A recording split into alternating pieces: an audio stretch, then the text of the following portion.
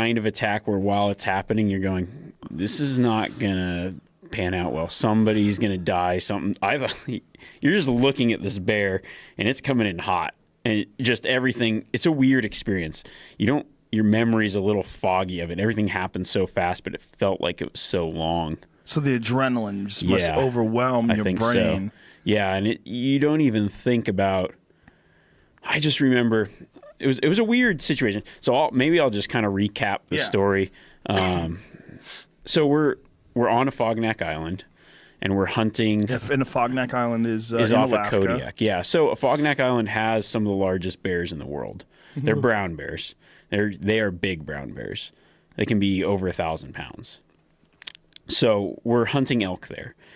My brother and myself have hunted elk on that island before, and it's just a miserable place to be. What's a fascinating hunt, the way you guys were describing it, because just the fact that you would choose, out of all the places you can go, you pretty much can go anywhere you want. Yeah. You chose to go on this brutal adventure hunt because it's so difficult, and because because like Ranella was talking about this once, and the way he described it is like, there's things that are fun while you're doing them, but they're not fun later, like roller coasters. Yeah. And then there's things that are terrible and awful, but you'll think about them forever and look back at them fondly. Yeah, that's exactly what this is. It's that, after the fact, you think back and you go, in the moment you go, I will never do this again. And then about a year later, you go, I should do that again. It's weird. And what is it about the place that's so miserable? Well, it's hard to walk through. It looks easy hiking, and there's just this big mountain where you can get to with a plane. You've kind of got to climb this big mountain, and the vegetation is so thick and it's so steep that it takes forever to go somewhere. So to put it in perspective, to go, say, a mile might take 5 hours. Whoa. That's how much like a mapped mile. Yeah. So the way the crow would fly, if you're just going a mile, and then another distance could take you half that time or a quarter of that time, but there's a big mountain in between where you need to go, plus the vegetation, and it's really steep. So you've got all that kind of working against you. Plus you can't really walk in just a straight line there. You've got to navigate around all kinds of stuff. And there's you from, play some of this, Jamie. That was... It's been destroyed, and this is just a rough day. Real rough. So that was after the bear attack. Yeah, right afterward. Yeah, I'll have to figure out, because right after the bear attacked, I pulled out my phone and was just kind of like recording everyone's reactions. And then I put it on my Instagram story. But I'll try to find it tonight, and I'll post it onto I'll figure out a way to Instagram stitch stories, it together. They let you save them now. Now they do. Yeah, this was like 3 weeks before that, unfortunately. So this place is miserable. It's rainy all the time. It's high winds. Thick, dense vegetation, and literal monsters. Yeah, I mean, giant bears. And then big, the elk are probably... What do they weigh? They can weigh up to 1,400 pounds, these elk. So the Which size is of moose. way bigger. Yeah, it's like the size of 2 normal elk, weight-wise. Because like an average elk would probably be around 500 pounds in most places. A really big one, like we were talking about the California ones at Tajon, sometimes can get to 1,000. Yeah. This is another 400 pounds bigger than that. Exactly. It's a lot. That's a big animal. Giant animal. And there's bears that eat those giant animals. So those bears are giant. The bears can be over 1,200, 1,500 pounds themselves. 11 feet or more. Yeah. 11 feet? 11 feet. It's nuts. 11-foot bear. No. This one that attacked you guys, how big do you think it was, if you had to guess? I would say, I would say it's 11 and a half feet because, because actually after we went in there, my friend who's a pilot there and dropped us off, he called me about a week or two later. And he's like, they shot that bear that went after you guys. Somebody went in there, same place, bear attacked them. They killed it in self-defense. It was 11 and a half feet, and I think almost 1,200 pounds. So there's very good odds that that was the same bear. I would imagine that it was. There's very, I mean, because it was the same area. Same area. Probably had taken over that area. Seemed about the same size. When it came in, I thought that's a big boar. It wasn't one of those ones you think, oh, that's a. It looked like a big mature animal. In the piecing together what happened in my mind later. But yeah, so we're hunting elk on this island. Steve ends up getting an elk. We hang it in a tree. We do all the stuff you're supposed to do, get the meat away from the carcass. But we had yet to see a bear up until this point. And when my brother and I went in there a few years earlier, we just saw bears every day. We'd see 6 bears a day. So your mind's just bear, bear, bear when you're seeing them all the time. When you aren't seeing them all the time, you get a little lax. And that's where we really screwed up. Because the attack went down, no one was prepared. We were just sitting around having some sandwiches, and we're filming, and there's 6 of us all together. And I think that large group, that 6, is what saved us, because when the bear ran in, it was 6 of us sitting kind of in like a semicircle, a strange circle. And when that bear came in, we did that scatter effect, and I think that scatter was kind of like if a lion's going after a zebra, they use their numbers and stripes to confuse the lion. There's that scattering of things just going everywhere that caused confusion for the bear. So I think the bear went in thinking, whatever's under that tree, I'm going to kill it. And it thought it was one thing. And then when we blew up into 6 different pieces, it just tried to kill everything at once and couldn't actually get one person. God, that's so lucky. Yeah, it was crazy because we're sitting down. We decided, we'll have lunch before we hike back, because the day before we hiked a long ways. We got back to camp at 3 in the morning or something. I can't remember, 2 or 3 in the morning. We'd barely eaten. So everyone was just thinking, let's have lunch, regroup, hike out. So Pat, one of the other guys that was with us, brought the jet boil to boil up some coffee. So I was going around collecting water from everyone to get coffee, going around. And when I sat down, I took my pack off, and the whole week I'd been doing this thing where I take my pistol from the pack belt and put it on the holster on my body when I drop my pack. And it was that weird deal where I took the pack off and I'm thinking about switching. I'm like, oh, no, that's fine. And I thought I'll just sit, because there's a few times I'd set my pack down. I was like, I'll just sit, I'll lay on my pack, like as a chair, a backrest, and then I'll flop have the pistol right there. So it's within arm's reach and I'll be sitting there. Well, I go around and get the water, and then someone had moved kind of where I was sitting. So I sit down across from the pack where my pistol is. And then I was thinking about, hey, hand me that pistol, but I just was like, man, you don't want to be that guy. Like, oh yeah, the guy that needs the pistol all the time. Yeah, exactly. Right. Not everybody had pistols. Just me and Giannis had a pistol. And then Pat's behind us. He goes, I hear something, and I look up, and that bear's like dead set. So Steve would be where you are. The bear behind Steve. So like Steve was between me and the bear. His back was to it. Like how far away? Not far. I don't know, 30 yards, something. So the first time you see it, it's 30 yards. And is it 30 running? 30 yards. Yeah, it's dead run, super fast. And I just locked eyes with this thing. I mean, I see it coming in the whole way, just beady eyes locked in on me. And I think, this thing's going to kill me. And so I'm thinking, when I say I'm thinking, I don't know if I'm thinking.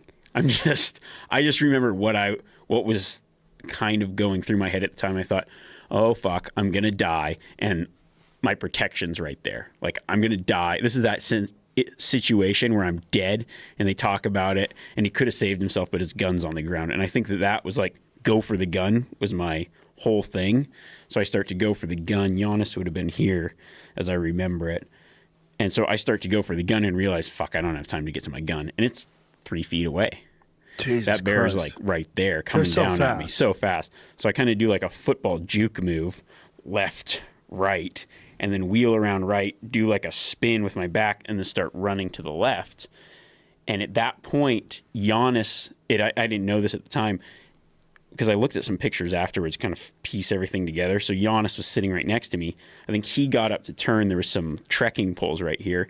He grabbed a trekking pole. So probably while I was juking, he reached around, grabbed the trekking pole, swings around, hits the bear in the face. Jesus Christ. So then I see the bear running off. Then I see someone going down the mountain with the bear.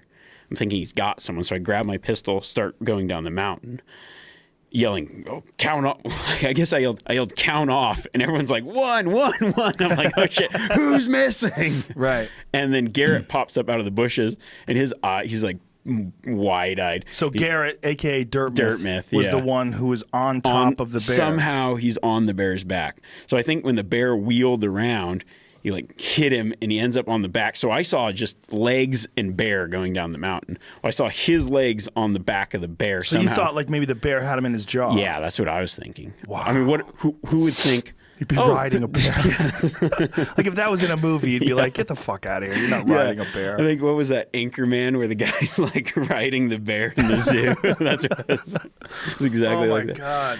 Yeah. And then we kind of circled up around the tree. And the real scary part was that bear. So it was so thick, you really couldn't see. I mean, you could see maybe as far as the wall is from us. What was that? With the trees. 8 feet, yeah. And just real thick brush. And you'd hear the bear charge in again. And we only had the 2 pistols, Giannis and I. And the wind was so strong, there's no way we could have used bear spray. So we hear the bear charging in. And me and Giannis are like pistols out, ready, waiting for this thing to pop out at point blank range. Ugh. And then and you were yelling, bear, bear, hey, hey, hey. And then that thing stops. And then it would just, it would crash off and then it would charge in from the other direction. So you gotta like circle around the tree the other way. And did that, I think, 3 times. That was just it's like a horror movie where it keeps coming in from different angles. It was weird. It was not a fun feeling. You just felt so small. So you guys had come back to the carcass that was hanging in the tree, and it had probably claimed that carcass? We don't know. It knew the carcass was there. I assume. Now, the weird thing is it came in with the wind. So the wind was blowing pretty stiff and, say, into our face. Mm-hmm. And the bear came in with the wind. So he wasn't going into the scent. Right. Normally they go around, they catch the scent, and they charge in. So I don't know if he had heard something, if he was there. We saw what slightly looked like bear sign. Both Steve and I kind of pointed it out, but we were thinking maybe it was something older. When you say bear sign, you mean bear shit. Yeah, bear shit at the base of the tree. Yeah, and so I think, we did some things that were wrong, but in the instance, what saved us all, now if we were to do it 100 times over, I would say I would do it differently, but it worked out how it worked out, so I obviously wouldn't. I would never opt to just have nothing and have this weird scatter effect. Yeah. But I think that what saved anyone from getting hurt, which is a miracle, was the fact that when we scattered, it just confused that bear, because he kind of had this look after he started wheeling around, kind of like trying to pick a person, trying to go, and he couldn't target one individual. And then things started hitting him, and somebody's on his back, and I think it just freaked him out, and he went off to regroup, keep charging back in, but never made that full charge all the way back in again. Wow. That's crazy. How many people have ever gone through a bear attack unscathed like that in a group of 6? Yeah, and the thing about it wasn't just a bear attack, but looking at it later, had someone even been grabbed and mauled, not to death, but injured, I think that it would have been very unlikely that person was survived, because the weather that came in was so bad. I don't know if it was 100-mile-an-hour winds. I mean, you aren't getting rescued in 100-mile-an-hour winds, I wouldn't think. Right. I don't know. Those Coast Guard helicopters, I'm not really sure what they're capable of. Maybe someone would say, yeah, we'd go, but that would be a very hard thing. The gusts were so bad. When we came back over the ridge to our camp, now we're all on edge. You just want to get back to camp. To put it mildly. Yeah. And then, of course, we see bears on the way back, and we're like thinking, is this bear going to follow us? How many bears did you guys see on the way back? One other. So we saw a bear on the way back. A different one? Yeah. Smaller, but still. After that, you're thinking, now, before that happened, we're thinking no bears will attack us. After that happened, we're thinking every bear will attack us. And we start to go over the ridge back toward camp. I think at that point, I was in the front, Steve and someone else was behind me. As we go over this little saddle, the wind hits and knocks the first 3 people over. Whoa. One of the guys had like a pack cover on his pack, ripped that off and just sent it into the Never Nevers. I mean, it went up and it was crazy. I've never seen anything blow away like that. It just went flying. So then we get down, the winds are gusting, the rain's pouring. We look down, the two main tents are destroyed. Steve and I's tents are flop down on the ground. I see somebody's sleeping pad blowing away, sleeping bags getting soaked. So now we have a real situation of hypothermia. If the bear didn't get us, this hypothermia might, and we now no longer have a camp that we can just go to. So we've been attacked by a bear. Our camp's destroyed. We get down there. One of the tents is jacked up. We take all the camp down, relocate behind the spruce, gather up everybody's stuff. Most of the guys' sleeping bags were wet. We end up like restringing the bear fence around this new camp. This is after you've just had a full day and been attacked by a bear. And by bear fence, you're talking about one of those electric fences? Yeah, it's a little electric. How do those things work? It's a battery-operated deal. You run electric fence. It's like ribboned electric fence, just like a cattle yard would have. Mm-hmm. You run that around, and then it's just off of, I think, 6 D batteries. That's it? Just pulses. Yeah, and it tingles just a little bit. It doesn't really, if you touch it, it doesn't really light you up. So I think I don't like that feeling, especially if they got like their wet nose. They might feel it with their nose first and it shocks them and gets them to run off. Hopefully. Yeah. I don't think I'd like cuddle up with a dead carcass inside that bear fence. I don't trust it that much, But yeah, it was just a nuts day. So how did you guys eventually set camp back up? So there was a spruce that we were using, and we got behind that spruce tree and then put one of the teepee tents up, kind of tied it off to the spruce. And then Steve and I had 2 small backpacking tents that we put underneath a few of the limbs, cut out some limbs and got up under there. And it's still 100-mile-an-hour winds. Yeah, 70 to 100 and something gusts out there. And then some of the guys, we'd actually cut wood and stashed it under the tree earlier, so that was good. We had semi-dry wood, and we dried some out in the tent before, and the tarp had kind of fallen over it. So we had a little bit of dry wood. After maybe a couple hours, we were able to get a fire going inside the tent. And then they could dry out some of their sleeping bags and stuff like that. Jesus Christ. Yeah, it was crazy. How long did it take before you guys got off the island? So what was it? I guess it would have been the next day in the evening. Did you get any sleep? Yeah. I slept pretty hard. Wow. I was ready for bed. But how could you sleep knowing that fucking thing's out there? Yeah, it's not like that. For me, it was kind of, I was thinking, that was awesome. We survived. When it's over, you're fine with, I was fine with it. You didn't think like we're still on the same island, the same bear's still there, and we only walked like, how many miles did you walk? Probably 3 miles. 3 miles, that's nothing. Yeah. Especially for a bear. For a bear, that wouldn't have been a problem. For us, it takes 5, 6 hours, 7 hours, something like that. It was crazy. But yeah, and after it happened, once we'd cleared the area, I was okay. But in the moment, I thought, this is it. This is how I die. It was a weird feeling. I've had that feeling a few times in my life, and I just don't like that helpless feeling of like thinking. What scares me the most is that thought of thinking while you're dying. You ever think about that? Like while you're dying, knowing that this is it. That last thought. I don't like the idea of that last thought. Like that's if you're in a plane and the plane's going down and you think, well, I know I'm going to die. There's nothing I can do. And those thoughts that go through your head, I don't like those thoughts.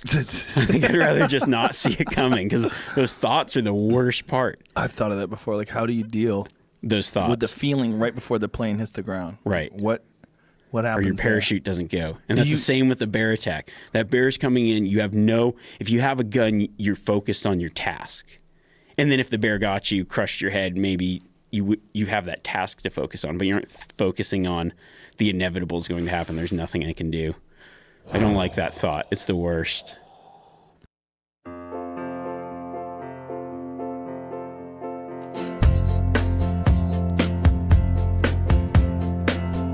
It's funny, you're in my thoughts. No, back up. You're not in my thoughts at all.